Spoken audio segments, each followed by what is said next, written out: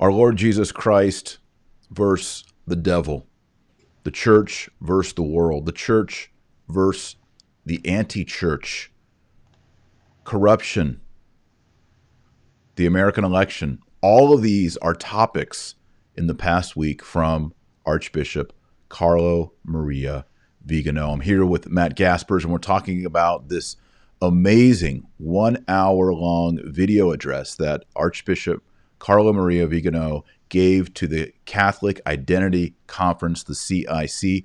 I was there last year. Unfortunately, I wasn't there this year, but Matt Gaspers was there. And we're going to go through some of the key points, I would even say key theology, that Archbishop Viganò is trying to express for our time. Matt Gaspers, how are you? Doing well, Taylor. Good to see you again. I'm looking forward to our discussion. It was a great conference over this past weekend in Pittsburgh.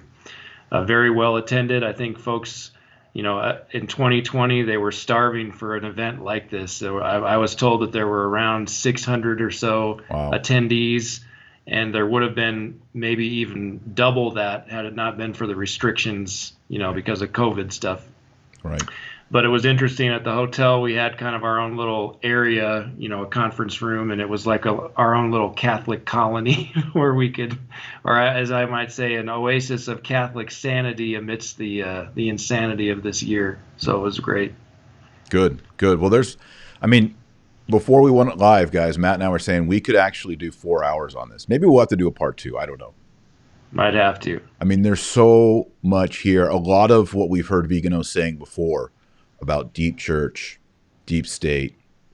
But what's interesting this time around is his application to our current time period and his application to the election, which is less than a week away. So that's right. This is really amazing. So before we begin talking on all these points, Matt and I are going to ask you to pray with us. We'll pray the Our Father, the Pater Noster in Latin. Oremus. In nomine Patris et Filii et Spiritus Sancti. Uh-oh, Matt, we got some weird sound on your end. Let me hang on just a second. All right. What I'll do is I'll mute him. That'll work.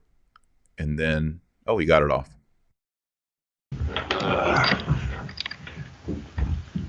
Sorry about that. What was that? Is that devils, man? What was going on in there? My dishwasher was freaking out on me. Dishwasher, my goodness. All right, let's try this again. Let us pray. Oremus. In nomine Patris et Filii et Spiritus Sancti. Amen. Pater Noster, qui es in celis, sanctificetur nomen tuum. Adveniat regnum tuum. Fiat voluntas tua, sicut in cielo et in terra. Panem nostrum quotidianum da nobis hodie, et dimite nobis debita nostra, sicut et nos dimittimus debitoribus nostris, et ne nos inducas in tentationem, sed libera nos a malo. Amen. Nomine Patris et Filii et Spiritus Sancti. Amen. Amen. And if Archbishop Viganò is watching, Your Excellency, thank you very much, and we hope you enjoy this show.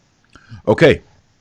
Why don't you kind of give us an intro of what happened here at the CIC, and we'll just get right into the actual transcript of Archbishop Viganò's talk. Sounds good. So as I mentioned, it was a conference held in Pittsburgh this past weekend, and the theme of the conference, which is really encapsulated in the Archbishop's talk, is Christ or Chaos, Challenging the New World Order. And it was an all-star lineup of speakers. Archbishop Viganò with his pre-recorded video address. Bishop Schneider actually did a live address via the internet, so that was wonderful to see His Excellency all the way from Kazakhstan. One of the high points, in my opinion, of the conference, on Saturday morning, there was a mystery guest. Nobody knew who it was. I just heard some scuttlebutt that it wasn't really a traditionalist per se, and it ended up being none other than Steve Bannon, who joined us via live feed, via Skype. And I was very impressed with his talk. He had some great, very galvanizing words of encouragement and really emphasizing the importance of the grassroots traditional Catholics, the importance of us in this movement to reclaim Christian civilization. Other speakers included Diane Montagna, Elizabeth Yore, Chris Ferrara. Steve Mosier had an excellent keynote address Saturday evening on the whole Vatican-China deal. He's an expert on Chinese affairs, social scientist. And then on the liturgical front, we had Dr. Peter Kwasniewski gave a great address about the really contrasting the militancy of the Mass propers in the traditional Mass, traditional Missal, and how they've really been neutered and effeminized in a certain way, kind of taken out of the new Mass. It was very interesting to see. And then the closing address at the council was given by Father James Altman. I forget which diocese. I believe he's from Wisconsin. You interviewed him a while back after his video saying you cannot be a Catholic and a Democrat, period, went viral. So it was good to meet him in person. And it was an excellent weekend. And for those interested who weren't maybe able to make it to the conference, the Remnant, Michael Matt, our friend at the Remnant, is making these videos available for purchase on demand if you just visit the conference website, which is CatholicIdentityConference.org. You can find out more information there. Great. And you can watch the speech that we're going to talk about. You can watch that right now on YouTube. So you can, don't watch it right now. Watch what we're going to watch.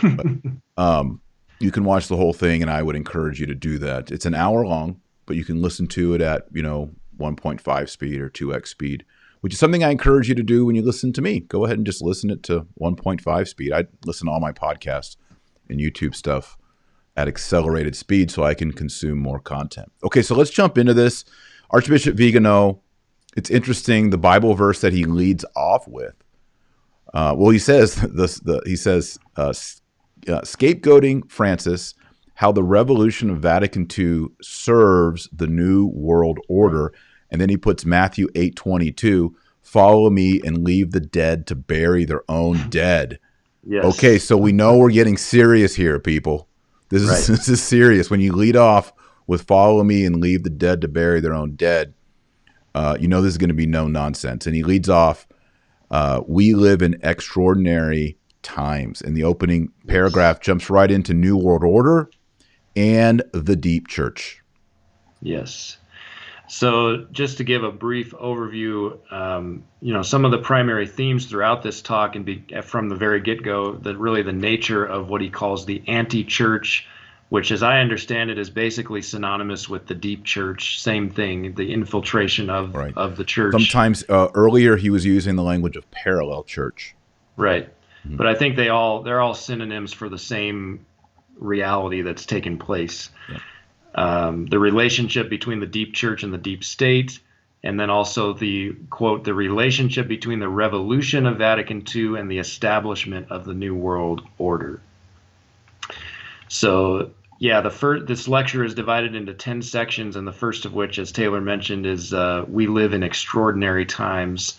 And I'd say the focus of it is the establishment of the New World Order, what that looks like, the coexistence of good and evil in the church. And he also emphasizes, which I think is very important, is that he says, quote, there are not two churches, something that would be impossible, blasphemous, and heretical. Right. So as I think we talked during one of our most recent shows together, I think an important reference point is what Chris Ferrara talks about in The Great Facade as viruses infecting the mystical body of Christ. So just like a virus, a physical virus, can't subsist or live on its own apart from the living host that it's occupying and borrowing from, basically. The anti-church or the deep church, whatever you want to call it, is the same in nature, that it has no existence apart from the actual true church of Christ. So Archbishop Viganò explains the overlap between the Catholic hierarchy and the members of the deep church, and they're sometimes one and the same. Right. There are bishops who are actual successors of the apostles who are concurrently members of this deep church. So he says it is not a theological fact, but rather a historical reality that defies the usual categories and as such must be analyzed. And he spends a good deal of his talk doing that analysis. Yeah, and it's I don't know. It is a theological fact because when Adam and Eve were in paradise, Satan was there. When Christ was assembled with his 12 apostles, Judas was there. Right. When the Council of Nicaea assembled, Arius was there. So the presence of evil, the presence of false clerics, false hierarchs, is part of our story as disciples of Jesus Christ. It's always been there. It's part of what God allows to make us into saints. He allows there to be evil in our midst. And that's, I think it's hard for people to understand this. And I think when people hear Viganò, or they hear you, Matt, or they hear me, they hear traditionalists talking about this, they think, well, I saw this on Twitter today. Marshall's driving people away from the church. What are you talking about? Marshall's driving away people from the church. Every single day I say, stay in the church. Let's fight the fight. And I think what they don't understand is there's Christ in his kingdom and there's Satan in his kingdom. And you belong to one or the other. There is no middle ground. There is no gray. Right now, everyone watching right now, you either belong to the kingdom of Christ or the kingdom of Satan, and that's it. Okay, so we can understand that. The thing that Viganò's saying, and the thing that I think St. Augustine and Tychonius has brought up, there's an interesting book that came out. Have you seen this new book? It's a free book online called Foolishness of God. Doesn't sound familiar. Okay, it just came out on Sunday. It's by a guy named, pseudonym, Ignatius de Montfort. Okay. And it's an entire treatise on church and anti-church. Interesting. Very interesting. You guys can download it, search it. I think I retweeted it earlier this week. So if you follow me on Twitter, Taylor R. Marshall, you can find that tweet. And it's called The Foolishness of God. And it talks about this mystery of iniquity in which there's evil. You go back to the time of Moses, there's evil. Aaron is setting up an idol. There's an infiltration. There's always this thing going on. So church, anti-church, parallel church. But what's going on is you have the kingdom of Satan that has weaseled its way into, and it looks like the kingdom of Christ. So there could be a guy who has a red hat, and he's a cardinal, and we call him your eminence. And he's celebrating Mass and administering sacraments, but in reality, he works for the other side. He works for the devil. This is something that really freaks people out. But what we all learned 2 years ago with ex-Cardinal McCarrick is it's true. Right. And I think a lot of people, when they hear that, they think, uh-oh, I'm going to lose my faith. And all we have to do is say, no. Remember Judas. You don't leave Jesus because of Judas. Right. You don't leave paradise because Satan is there. What we must do is we must recognize the evil, resist the evil, and by God's grace, overcome the evil. That's what Adam and Eve were called to do, and that's what they failed to do. That's what Christ and Mary were called to do, and they succeeded. Right. And Archbishop Viganò brings up the very point you're making about we don't leave Jesus because of Judas. He says in section 1 of his talk, quote, "The coexistence of good and evil, of saints and the damned in the ecclesial body has always accompanied the earthly events of the church, beginning with the betrayal of Judas Iscariot." He also relates it to the parable of the wheat and the tares, and I just want to commend His Excellency for doing that because he's right on point with traditional ecclesiology. I just want to read very briefly from my trusty Roman Catechism of the Council of Trent, and this is what it says in the part on the creed about I believe in the Holy Catholic Church, quote, "That the Church is composed of the good and the bad we learn from many parables contained in the Gospel. Thus, the kingdom of heaven, that is, the church militant, is compared to a net cast into the sea, to a field in which tares were sown with the good grain, to the threshing floor on which the grain is mixed up with the chaff, etc. And long before, we trace a figure and resemblance of this church in the Ark of Noah, which contained not only clean, but also unclean animals." Right. End quote. That's right. So as you said, it's always been there. It's just how it is in this fallen world. Yeah. And I a lot of low information Catholics, and I don't mean that as a pejorative. Most people, if you were raised since the 1970s in the Catholic Church, you were given a low information diet. It's like getting a low protein diet or a diet low in certain vitamins. You were given nutrition that wasn't enough for you, and that wasn't your fault. What happened is catechesis, preparation for baptism, for conversion, for confirmation, it was malformed.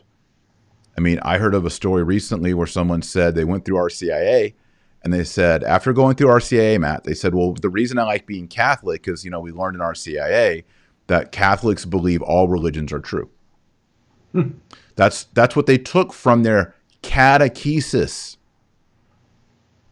And you have celebrity bishops on TV saying things like Jesus, he's the privileged way. So people are getting from the mouths of Catholic leaders, and we might even say the Pope, are, for example, civil unions, death penalty. They are being taught wrongly. Instead of getting a good, hearty sandwich, they're getting something that's rotten or poisoned. And when you're sick after that, again, it's not your fault. Now, if you form your conscience and you still continue to consume the garbage, then it's your fault. But people are waking up in 2018, 2019, 2020, and they're like, wait a second. Ex-Cardinal McCarrick helped appoint all these people. Here was the messaging of McCarrick. Here are the deals that McCarrick did in China. Here are the deals that McCarrick did in the conclave of Bergoglio. And they're starting to say, oh, wait, I've been eating trash. No wonder I'm sick. Yep. No wonder I'm so ill. I've been getting theological garbage. Yep. And that's why we say, read the Bible every day, pray the rosary, and read the Catechism of the Council of Trent. Eat ribeyes. That's right. Brisket, steaks, filet mignon. Read books by saints. Amen to that. So I think one of my favorite sections of this talk is definitely the second section, which is called, and I'm sure you'll have a lot to say on this because it's a major theme in infiltration, the eclipse of the true church. So it opens by His Excellency saying, quote, "For 60 years, we have witnessed the eclipse of the true church by an anti-church that has progressively appropriated her name, occupied the Roman Curia and her dicasteries, dioceses and parishes, seminaries and universities, convents and monasteries. The anti-church has usurped her authority," meaning the authority of the actual church, "and its ministers wear her sacred garments. It uses her prestige and power to appropriate her treasures, assets, and finances." So like you were saying earlier, there are members of the hierarchy who are true successors of the apostles, just like Judas was a true apostle. Who are also, they're like double agents. They're on, they pretend to be ministers of Christ, and in a certain juridical sense, they truly are. They are successors of the apostles, but at the same time, they're actually doing the work of the enemy. They're spreading those, they are carriers. We talk about COVID-19 all the time. They are carriers of the spiritual virus of modernism. Yes. And they spread it around to people. And that's how they establish the anti-church. The anti-church really exists in living members of the mystical body of Christ who have been infected. That's right. It's an infection. Right. I keep joking. That's going to be the name of the next book. I wrote Infiltration. Part 2 is going to be called Infection. There you go. It is a disease. It is a virus. And we have the solution. We have the cure. The cure is Orthodox Catholicism. Yes. And it's an easy cure. It takes some work. You got to get healthy. But that restoring the Roman Rite, going back to the Roman Catholic apostolic faith, that's the cure. And that has to do with, and I like how Viganò talks about liturgy. It has to do with liturgy. It has to do with theology. Yes, for sure. So he mentions in this second section the eclipse of the true church, which, by the way, folks who have read your book probably recognize that phrase as coming from the Secret of Our Lady of La Salette, the 1879 version, where she says, quote, "The church will be in eclipse." Yep. And I read that just before we started in the appendix of one of the appendices of your book. I think it's page 284. I highlighted that one. I'm getting it right now, yeah. Do you mind if I read that? No, that's fine. Yeah, let me pull it up real quick. So this is paragraph 31 in the Secret of La Salette. This is our Blessed Mother speaking. The church will be in eclipse. The world will be in dismay. But now Enoch and Elias will come, filled with the Spirit of God. They will preach with the might of God, and men of goodwill will believe in God, and many souls will be comforted. They will make great steps forward through the virtue of the Holy Spirit and will condemn the devilish lapses of the Antichrist, end quote. And he's referring here to Revelation, Apocalypse chapter 11, of the two witnesses that come in the last time. So what we know from Our Lady of La Salette is the eclipse of the church comes before the final tribulation in which Enoch and Elias appear in Revelation 11. Right. And I think it's also important to note that, that is probably the full eclipse that Our Lady's talking about has not come yet. So if we think it's bad now, but it's probably going to Well, Matt, I've been thinking about this. Let me throw something out there. You can shoot it down or modify it. Eclipses are not instantaneous. They're slow. As Archbishop, yep. They're slow. And so I was thinking maybe the eclipse just begun. I was thinking maybe the eclipse began in 1917. Possible. Maybe the eclipse takes 100 years where we go, or even more, and we go, and the church is fading and fading and fading, and it's all at a certain point you cannot even see the church. Right. That doesn't when there's an eclipse, the moon doesn't disappear and stop existing. We just can't see it. Right. So the church will never cease to exist, but there may come a point in time where we look around and we say, where is the church? And the answer is, I don't see it. I don't know. That's scary to think about. But that's the vision of an eclipse, is it not? Absolutely. And Archbishop Viganò says the very same in the next paragraph of this section. He says, just as happens in nature, this eclipse does not take place all at once. It passes from light to darkness when a celestial body inserts itself between the sun and us. This is a relatively slow but inexorable process in which the moon of the anti-church follows its orbit until it overlaps the sun, generating a cone of shadow that projects over the earth. And he has in bold in his transcript, we now find ourselves in this doctrinal, moral, liturgical, and disciplinary cone of shadow. But he emphasizes it is not yet the total eclipse that we will see at the end of time under the reign of the Antichrist, which I think is what Our Lady is referring to in La Salette. But it is a partial eclipse, he says, which lets us see the luminous crown of the sun encircling the black disk of the moon. Yeah. So yeah, it kind of sounds like Viganò is he teaching two eclipses here? One now, one later? I think he's saying that it's a process that, like you were mentioning, that it happens slowly over time, and we just haven't gotten to the full eclipse yet. Yeah. Because I hear some trads say, well, we're in eclipse. But I kind of feel like we aren't at the black point yet. The full blackout. Right. Right? I mean, I can go to Mass. I know priests.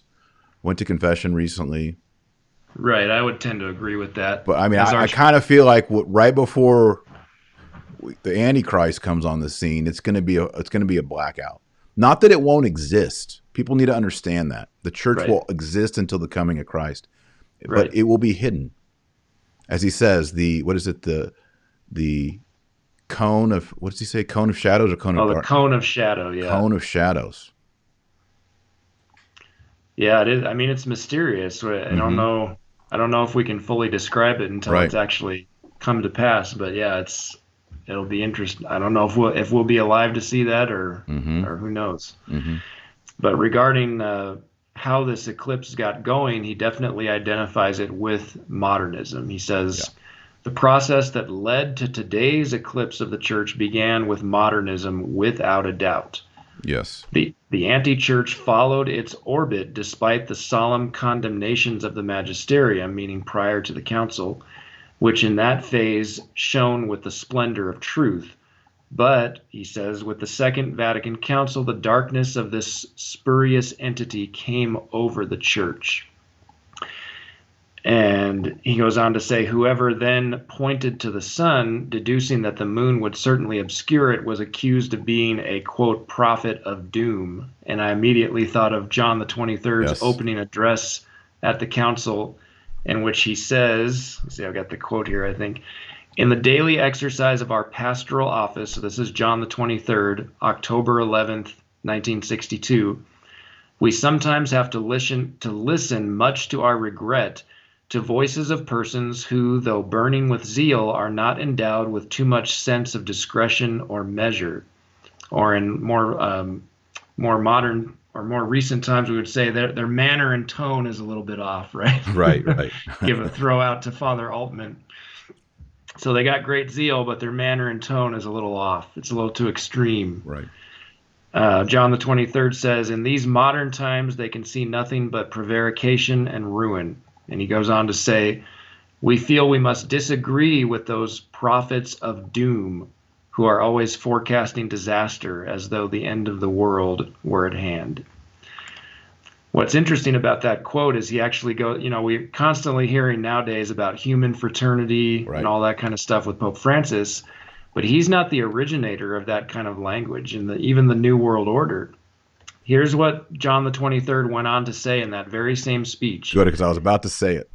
In the present order of things, divine providence is leading us to a new order of human relations, which by men's own efforts and even beyond their very expectations are directed toward the fulfillment of God's superior and inscrutable designs.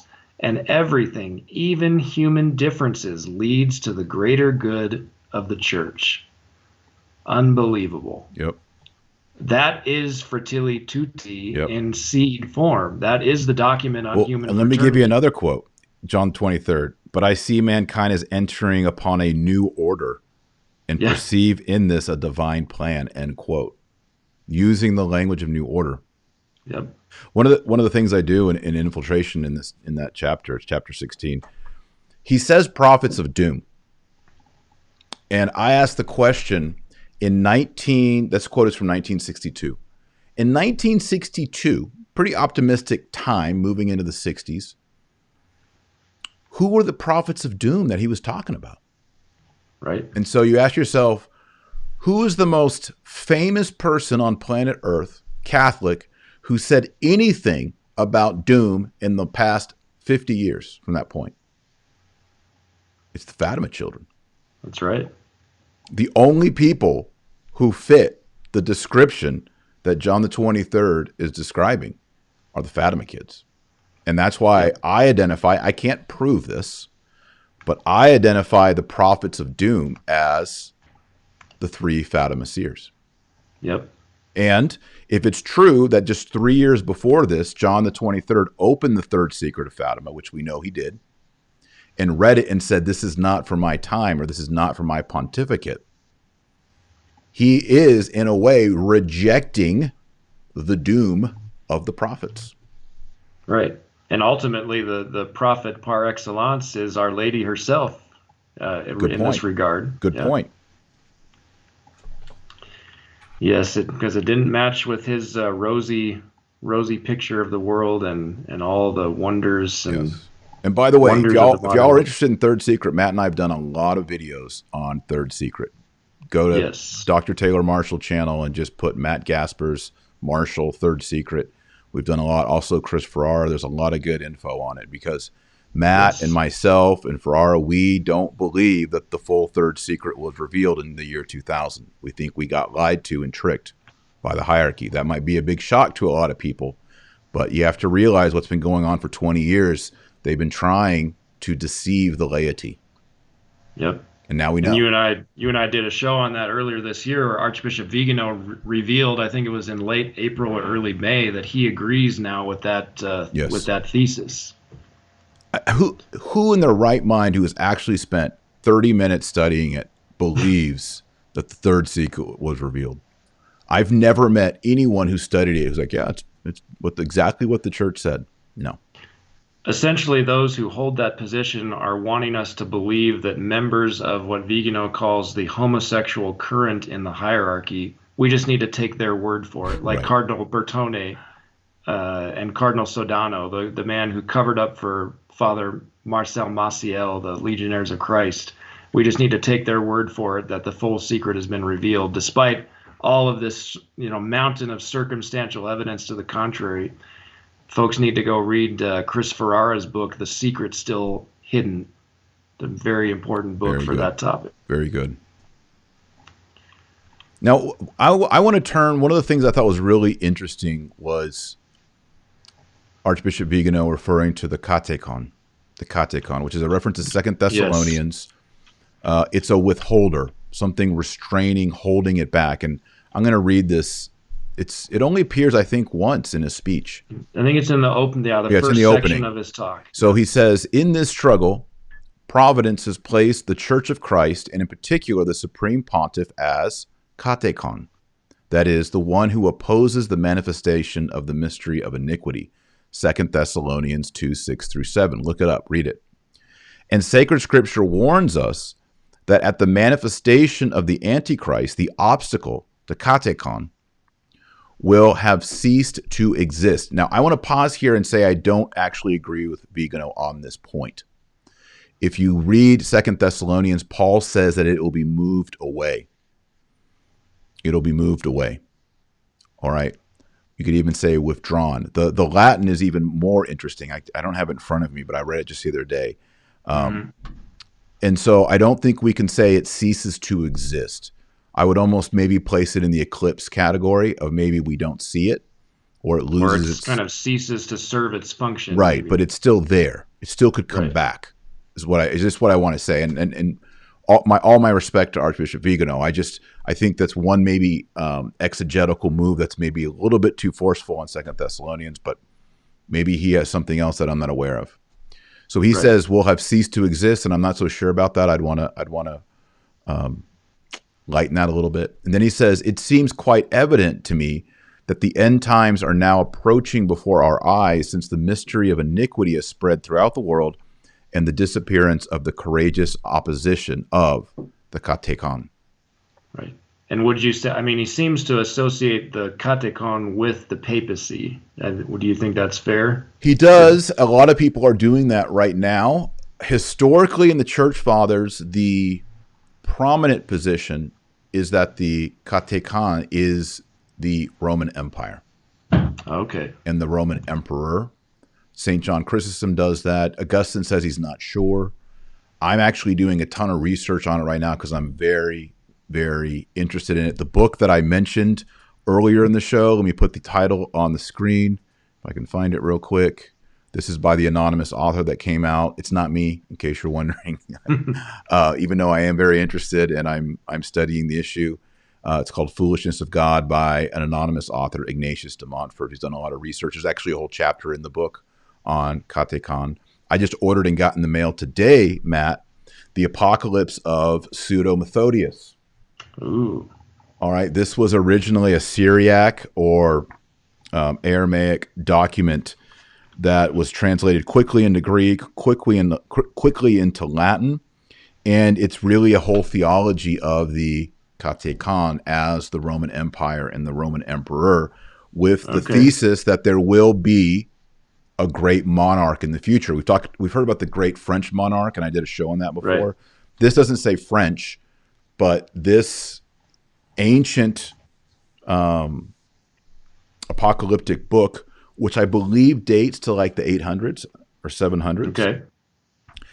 It puts forth the thesis of a great emperor who will withhold, and then once he's out of the way, the Antichrist will come in. Gotcha. And you see this in the church fathers. You see it a lot in the medieval prophecy. And I'm just trying to distill it all and get my head around where it comes from. Is it authentic? Because this tradition doesn't place it with the papacy. It places it with a Christian sainted king. Okay. Okay. Well, that could certainly be the case as well. I'm working on it, people. Give me some weeks, maybe give me some months, but I'll put something out on it. There we go. Another important theme that is excellently discusses, what is this, in section 4 of his talk. And again, the full transcript of this is available at our website. Before we jump to section 4, can we do one more thing in one? Yeah, absolutely. So in the first section, he talks about idols, and he also talks about the mafia of St. Gallen. And so I was really about them plotting to put one of their own in Peter's chair. I really like that. That's a main thesis of my book, Infiltration. So yes. He mentions Cardinal Daniels, who was a very evil man. And so I like that he's bringing what was considered over a year ago a conspiracy theory is now becoming fact. Yep. I mean, if he had said this 2 years ago, people would have laughed at him. Now, a room full of people hear this and they nod their head, yes, exactly. We all believe that that's the case. The St. Gallen Mafia is real. They wanted to replace John Paul II with one of their own modernists. And everyone's, even secularists, people are like, yeah, that's true. We know that we know that now in 2020 to be the case, not a conspiracy theory. So I just feel vindicated because I got kicked in the head over and over about that. Yep. And you mentioned he talks about idols. He does bring up the Pachamama in that same section. He talks about in extraordinary times, and the present crisis in the church is indeed extraordinary. Events go beyond the ordinary known to our fathers. And he goes through a kind of a litany of things that we're seeing now. And in these extraordinary times, we can hear a pope deceive the faithful, which we see almost on a daily basis, sadly. We see princes of the church accused of crimes that in other times would have aroused horror and been met with severe punishment. Witness in our church's liturgical rites that seem to have been invented by Cranmer's perverse mind. So that's obviously a reference to Anglican, Protestantism. Anglican Church of England, yep. Right. And I think that's also the title of Michael Davies wrote a series years ago. I think one of them is called Cranmer's Ungodly Order, about the liturgical reform. Absolutely. Great. And everyone should read that Michael Davies trilogy if you're serious. If you're really serious on liturgy, you got to read that. You got to read that. Absolutely. He talks about also seeing prelates process the unclean idol of the Pachamama into St. Peter's Basilica, and to add insult to injury, after our friend and brother-in-arms Alexander Teshugul disposed of the idol with a friend of his, then we hear the Vicar of Christ apologize to the worshippers of that simulacrum of a Catholic, if a Catholic dares to throw it into the Tiber. As we remember, Pope Francis apologized to anyone who was offended by Mr. Teshugul disposing of that filthy idol. Terrible. Yes. So let's see here. And did an interview this week with Alexander Teshugul on Monday. It's a great interview. Yes. People should watch it. It's very good. He's great. So that might be a good segue into this next theme that Archbishop Viganò covers kind of briefly, but I think it's important to highlight it. And it's the theme of true versus false obedience, because I think a lot of people probably watching right now and others have the question, well, if so many members of the hierarchy are infected with the virus of modernism and are actually functioning as, double agents, basically, they are true hierarchs, but they're also members of the anti-church or the deep church. What is our duty of obedience toward these men? And I think it's a valid question. It's a very pressing question. So Archbishop Viganò says, "Let me be clear. Obedience to the sacred pastors is certainly praiseworthy if the commands are legitimate.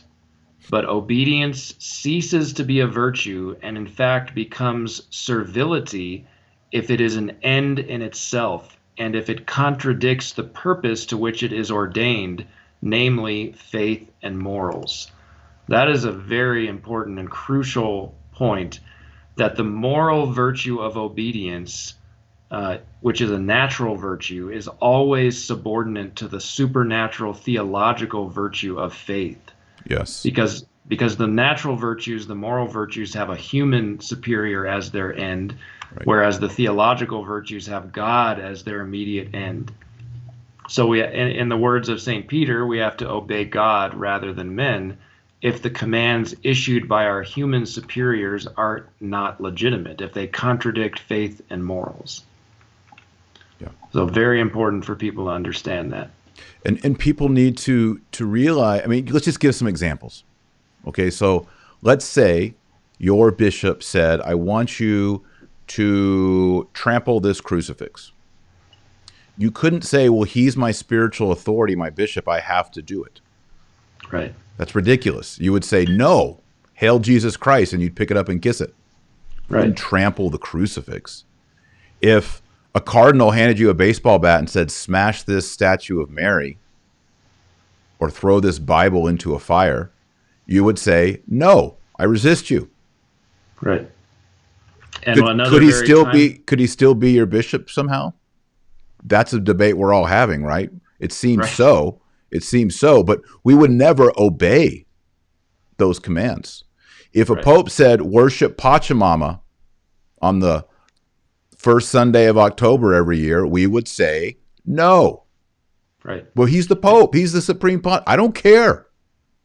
Paul says in Galatians, if anyone preaches another gospel to you, even an angel from heaven, let him be anathema. Yes. And the Greek Bishop says Schneider anathema. Quoted that verse during his address at the CIC. We all need to memorize it, folks. Galatians 1, chapter 1, verse 8. 1:8. Galatians 1:8. Everybody tattoo it into your brain. That's right. So we only... And a very timely example, another one, especially during COVID, if your bishop says you have to receive Holy Communion on the hand. No. Nope. Not going to do it. And then this raises the question, Matt, for priests. If your bishop says, do not give communion on the tongue, what does the priest do? Well, he can either obey God or he can obey man, but you have to make a decision. This is where we're getting, folks, and it's going to get real complicated. And Matt, I fear the trad community will be broken and divided over these kind of questions. Yeah. Do you think so? Yeah, I think that's a very real concern. I think especially for traditional orders, communities who are tied to the local ordinary, that's going to put them in some very difficult circumstances for sure. Yep. Depending on who that local ordinary is. I mean, as Archbishop Viganò has acknowledged in past circumstances, we have to avoid going to extremes. We can't assume that every diocesan bishop is consciously a member of the deep church. I mean, there are some who, to varying degrees, are of goodwill and are trying to do the best they can with the malnourishment that they themselves have received. Yes. So we can't jump to the extreme like basically the sedevacantists do, that there are no more diocesan bishops because they're all part of the deep church and not even members of the true church. That's going to an extreme. But we do have to recognize, it's the whole position of recognize and resist. You can recognize their authority, their legitimacy as successors of the apostles, but that doesn't mean that everything that they say and do, you can just blindly follow. Yeah. The thing, and I'm recognize resist all the way. The thing that I'm struggling with in 2020, and I'll just be honest with everyone, is where do we get to the point where we have to break communion? So, Matt, what state do you live in? I'm in Colorado. Okay, so you're in Colorado. What if, let's just say, I don't know, I don't want to dox you, but let's say your bishop dies, and Pope Francis institutes James Martin as your new bishop. Okay, I mean, this could happen. Okay, and I'm just thinking out loud, and I'm being honest with you people. At that point, can a Catholic say, I am not in communion with my diocesan bishop? Like, where is, we recognize and we resist, but where does the line come where we say, I am not in communion with that bishop? Yeah, I see what you're saying. See what I'm saying? Like, this is, and I kind of embracing that this is going to happen in the next 5 to 10 years. Yeah. Yeah, it's certainly right. I mean, don't you think we could get to that point? Yeah, I think the important thing for folks to remember is that it's never within the power of a private individual Catholic to depose a prelate. Correct. So we just don't have the legal authority to do that. However, we cannot we have no obligation to be, whatever language you want to use, in communion with someone who's clearly obstinate in heresy. Right. Like I think it's safe to see that Father James Martin, for example, he seems to be very obstinate in his errors. So yeah, it's going to put us in a very difficult situation. I don't know how all that's going to play out, but something that we need to have on our radar for sure. Yep. Good. Okay. What else? What else do you want to cover? We're getting a little bit shorter here on time. Yes, but there's a lot of good stuff here. There is. Like you said, maybe we'll have to do a part 2. We'll see. Yeah, I think we might have to. I thought it was interesting that he quoted Massimo Fagioli. That was interesting. He says, this is confirmed by the words of Massimo Fagioli on the new encyclical Fratelli Tutti. Pope Francis' pontificate is like the standard lifted up before Catholic integralists and those who equate material continuity and tradition. Catholic doctrine does not just develop, sometimes it really changes. For example, on the death penalty in war. This is, I got to hand it to Massimo and James Martin and even Francis. Max Beans. That's what Massimo Fagioli means, by the way. Max Beans. They really believe that Francis, as the vicar of Christ, well, Francis doesn't like that term, as Pope, has changed moral theology that had many, many papal statements and precedents on the death penalty. They believe that, just like we do, that all popes previously thought that the death penalty was just and admissible in certain cases, as it's taught in the Old Testament, the New Testament, and by the Church Fathers. Right. But Francis came along and changed it. They believe that. My favorite part of your video on Fratelli Tutti was the time machine section where you talk about him traveling back to the Maccabees. Francis goes back to Moses, and they're about to go into Canaan to slaughter the Canaanites and wage war. And Pope Francis says, "No, don't do that. You need to dialogue with the Canaanites. Maybe you can do some Canaanite liturgy, worship some of their gods. They can come and learn about you. You can have a conference. You can take pictures." Wear their totems and medallions around your neck, or he goes to King David and it's like, don't kill Goliath. Put that slingshot down. You need to dialogue with Goliath. Have a conference with Goliath. Ecumenical meetings with Goliath. Learn about Philistine religion. Yep. Learn about their values. Maybe bring a Philistine god into one of your churches or your temple. It's ridiculous. It's ridiculous. But they really believe Francis has changed moral teaching. And if that's true, guess what else they can change? Teaching on marriage, teaching on homosexuality, lesbianism, teaching on transsexuality, teaching on gender, teaching on heaven and hell, which they've already kind of done, teaching on sacraments, teaching on what is the church. This is the problem with modernism, and this is why we reject it. Absolutely. One section that I found very interesting in His Excellency's talk is section 5, called Idem Sentire, or the same mind of revolution and council. And he's referring to the revolutionary spirit of 1789.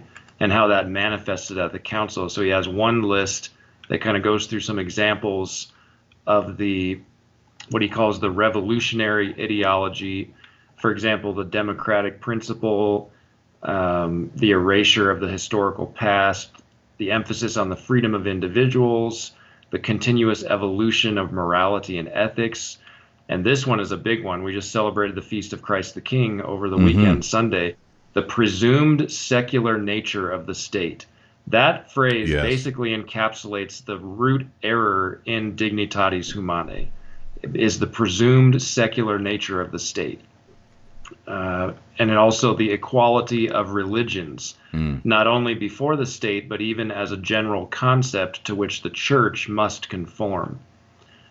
And then he goes down and says, all these principles propagated by Freemasonry ideologues and New World Order supporters coincide with the revolutionary ideas of the council. And then he proceeds to relate each of those errors in the list above to their manifestation at the council. So as I mentioned, he talks about the democratic principle. He relates that to the democratization of the church began with Lumen Gentium, and today it is realized in the Bergoglian synodal path. So he's connecting all the dots back and forth. Yep. And regarding this notion of the secular nature of the state, he connects it, of course, to Dignitatis Humanae, and he says, the religious freedom theorized in Dignitatis Humanae is today brought to its logical and extreme consequences with the declaration of Abu Dhabi and the latest encyclical Fratelli Tutti.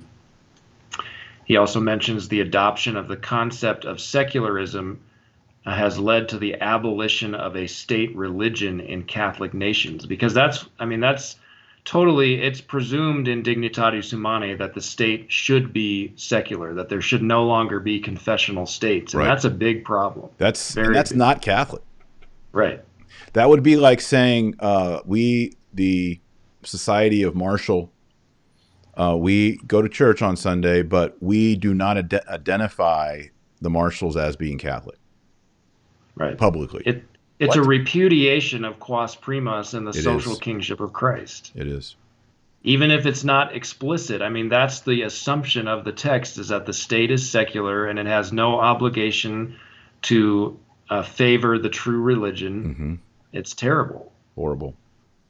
And yet we saw, beginning with the Armenians in 303 and with the Romans in the early 300s, and then on throughout Europe, every time Catholicism came to a culture and came to a state, they did what the church wanted them to do, which was recognize Christ as the king of their territory. They all did it. Every single one of them did it. You know, we need Pope Francis.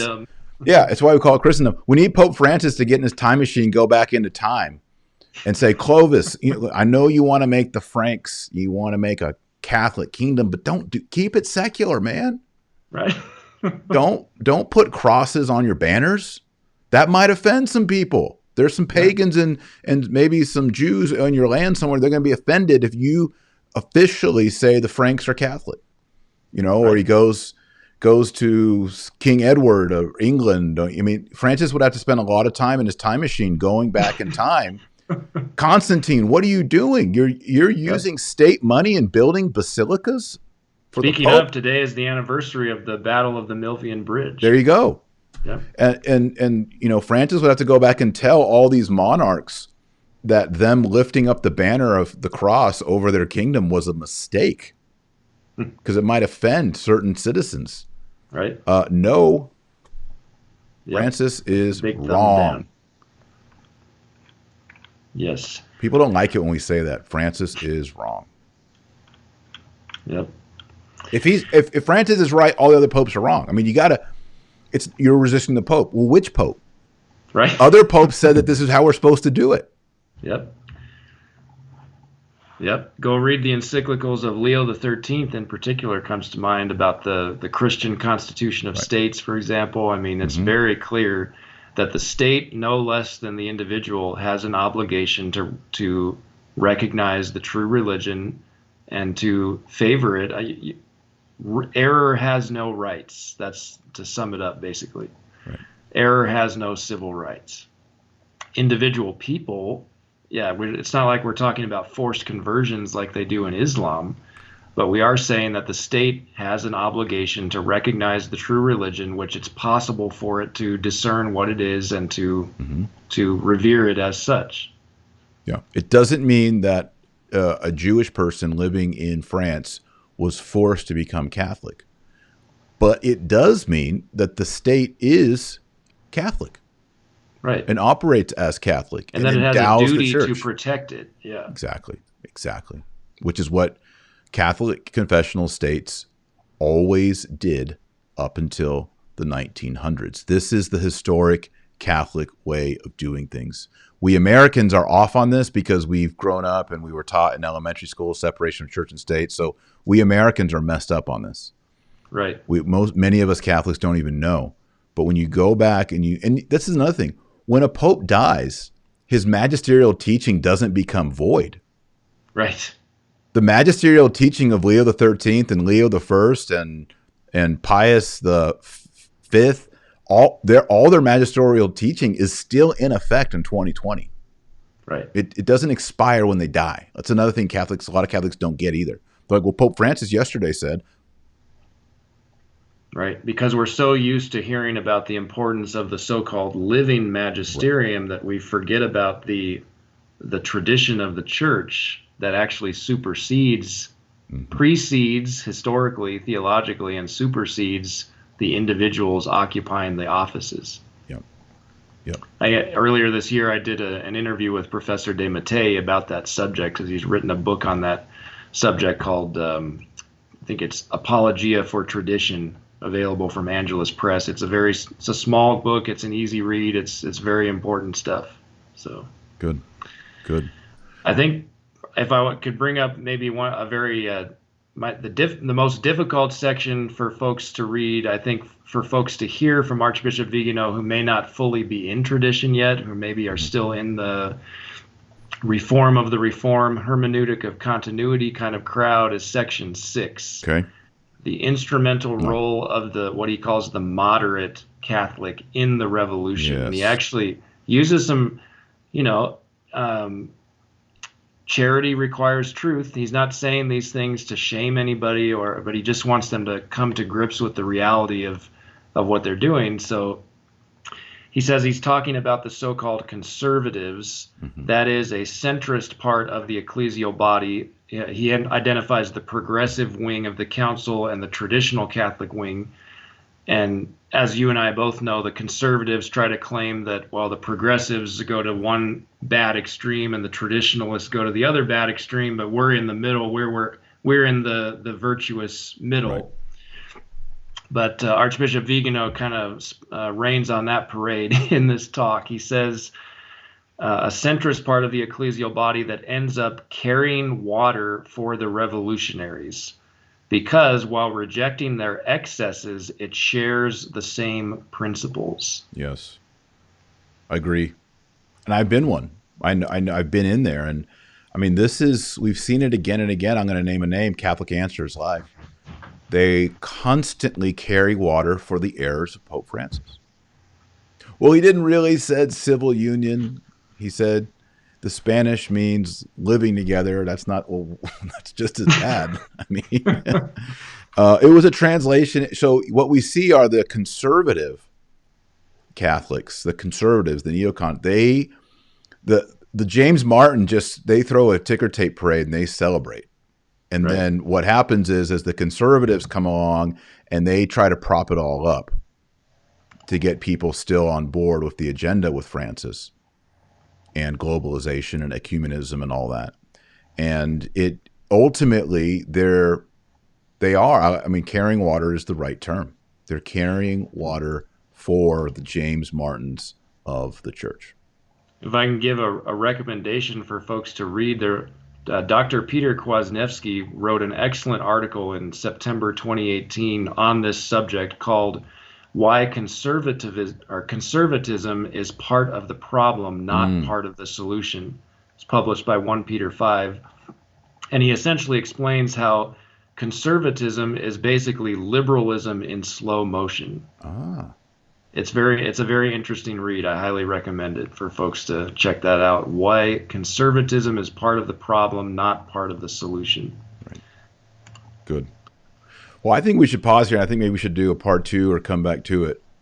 I think there's so much to cover. Yeah, we really, I'd say I only got about 50%. I mean, he talks about George Soros. I mean, there's so much good stuff. He talks about Fratelli Tutti a lot, which is a big issue.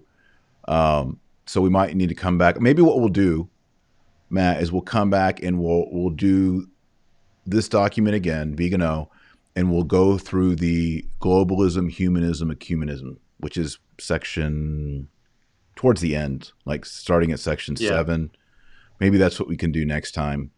And that's really he talks about the Grand Lodge, Freemasons, Alta Vendita, all that. I mean, this is good stuff.